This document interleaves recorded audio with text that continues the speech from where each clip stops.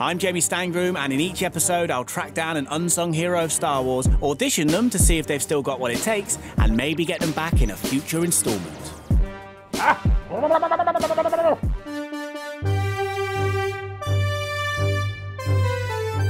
So far I was feeling pretty good about my mission, and everyone I'd met had fond memories of their time in a galaxy far, far away. But this started to nag at me a bit. Was everyone this happy? Or would I be able to find an actor who regretted their involvement? I attempted to reach out to Jake Lloyd, who played the younger Anakin Skywalker in Episode 1, but an unfortunate pod racing encounter put the brakes on that one. So I decided to try and seek out another, someone who seemed far more reluctant to discuss what he'd been through. This is my Skype chat with Ahmed Best, the infamous Jar Jar Binks. He was really a low-key, subtle character in the entire Star Wars universe. So you went from appearing in short films to, like, at the time, the biggest film ever. Yeah, absolutely. But I mostly did stage. I was in San Francisco on the Stomp Tour, and that's when Star Wars happened. Were you the most hated character in Stomp? I was actually very well liked in Stomp by the audience. So it's not a trend then? No. Star Wars was actually my first most hated title in anything, really. Well, that's good to hear. Now, Dave Prowse famously had his voice replaced in the role of Darth Vader. Were you always supposed to be the voice of Jar Jar Binks as well as the body?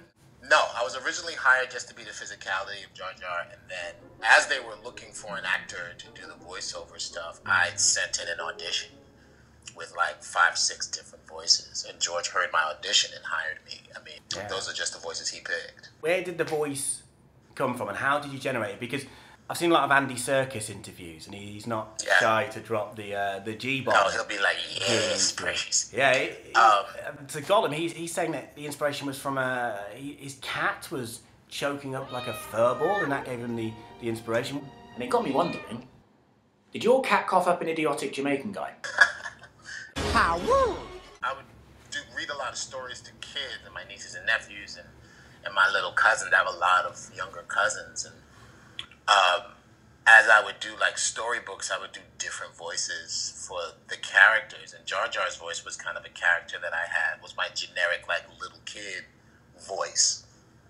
So when I did the variety of voices for George, that was one of them. And because Jar Jar was supposed to be like this big kid, George really gravitated towards it. What was it like jumping on Liam Neeson as that scene in The Phantom Menace where you jump on Liam Neeson? He's big, he's Irish.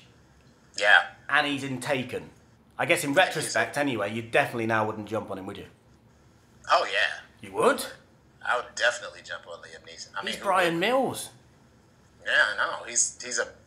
Jumping on Liam Neeson is like kind of being protected by the strongest man on the planet. Well, that sounds nice.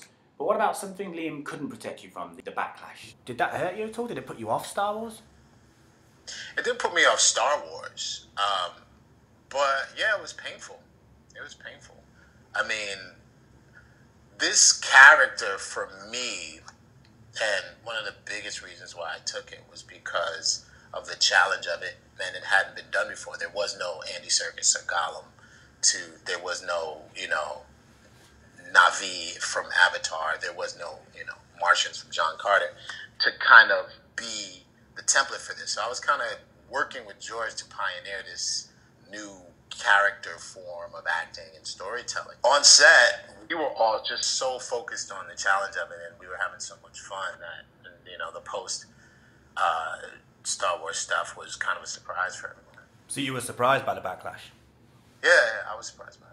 And did you take it personally? Yeah, a little bit. Even though sometimes you play characters, you put a lot of your own personality into it, and you get emotionally and personally invested in the work that you do. I mean, it's your work, and you take pride in your work, like any, dare I say, craftsman. You know what I mean?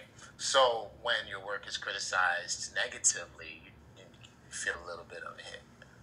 And at what point did you realize that this wasn't going to be a universally popular character?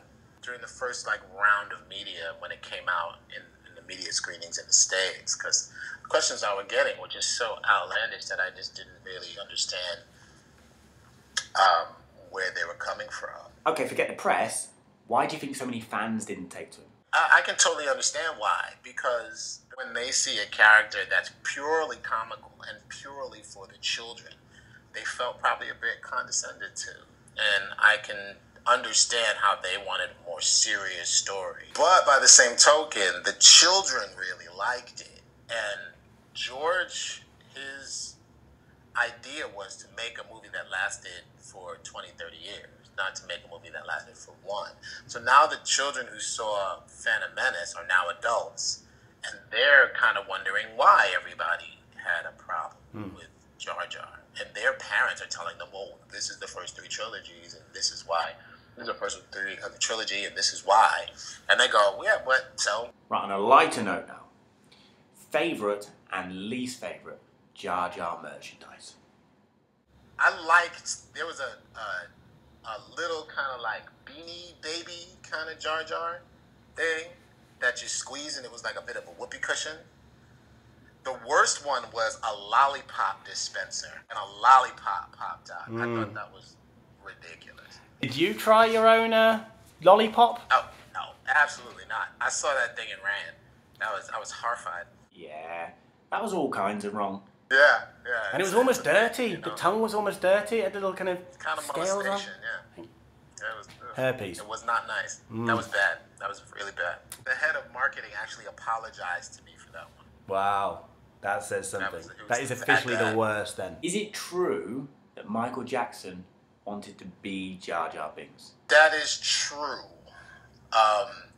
Natalie and I went with George to Michael Jackson concert at Wembley. This is Natalie Portman, right? Yeah, Natalie Portman. And George took us backstage to meet Michael Jackson. And when we met him, it was Michael Jackson, Lisa Marie Presley was with him, and there was like, just his whole entourage, and some kids who won like Meet Michael Jackson kind of contest kind of deal in the UK. And George introduced me as Ahmed Best, also known as Jar Jar Binks, and Michael Jackson went like this, oh. And I was like, oh, that was weird. What was that about? So we had gone to a bar and had a drink, and I asked George, I was like, so what was that about? Like, why did you introduce me as Jar Jar first? And he said, well, Michael was kind of lobbying for the role. He really wanted to do it, but he wanted to do it with like prosthetics and makeup, because he was like, because Thriller and all the music videos that he did, he was really into prosthetics and makeup. He wanted to do it that way, and George wanted to do the CGI thing. But yeah, that's true. Oh, he had beef with you, basically. Yeah, I mean, he was one of my biggest idols growing up, and then all of a sudden I take a job from Michael Jackson. Not everybody can say that. No, man, that's good for the CV. I kind of know the answer to this, but I'm going to ask it anyway. Could Jar Jar show up in a future film? No, I think I've done my damage. Don't be like that, Ahmed. Yeah. Don't beat yourself up. I'm good with where I stand in the Star Wars universe. I don't need to be back. But if you were asked to, I'd say no. Would you? I'm not really interested in. Yeah, I'm not interested in coming back. I think I did what I did, and I thought it was great. I thought it was fun, and I think now it's time to move on. Now, technically, this isn't an audition, as Ahmed wouldn't come back to Star Wars. But still, having piggybacked Liam Neeson in real life, I thought he could piggyback onto his biggest franchise and toughen up his character in the process. This is Jar Jar Binks does Bryan Mills. I don't know who you are. I don't know what you should want. If you are looking for ransom, I can tell you, sir, I don't have money. But what I do have are a very particular set of skills. Skills I have acquired over a long career. Skills that make me a nightmare for people like you, sir. If you let my daughter go now, that will be the end of it. I will not look for you, sir. I will not pursue you, sir. But if you, sir, don't, I will look for you, sir. I will find you, sir. And I will kill you, sir. It's a shame that Ahmed had to go through that, but look at it this way. How many people can say they climbed on Liam Neeson or Gun blocked Michael Jackson?